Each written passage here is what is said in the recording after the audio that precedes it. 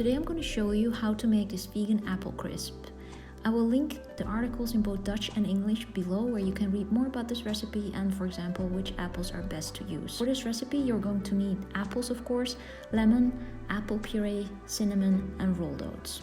This apple crisp recipe is super easy to make as you will only need 6 ingredients. I'm starting off by peeling the apples. You don't have to, but I think for an apple crisp it's better to remove the skin as it has too much texture. The same goes for the core and the seeds. After that, you can thinly slice the apples or cut them in bite-sized pieces. To that, I am adding a tablespoon of coconut sugar and 2 heaping teaspoons of ground cinnamon because apples and cinnamon are just the best. I'm also adding a tablespoon of lemon juice, but you can perfectly use lime juice as well. Then with a spatula or a spoon, stir everything until all the apples are well coated. For the next step, you're gonna need a clean bowl, and to that I'm adding the rolled oats and the coconut sugar.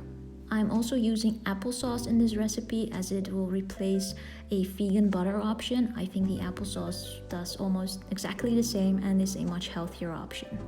Then stir to combine, give it a bit of time and you will see that all the oats will be well coated. Then to an oven-proof casserole dish, I'm adding the apples. This casserole dish was perfect as it wasn't too deep. It was a little bit too big in my opinion, but it worked perfectly fine.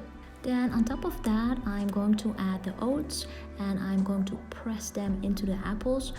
My casserole dish was a little bit too big as I couldn't cover all the apples, but it tasted perfectly fine, so no problem.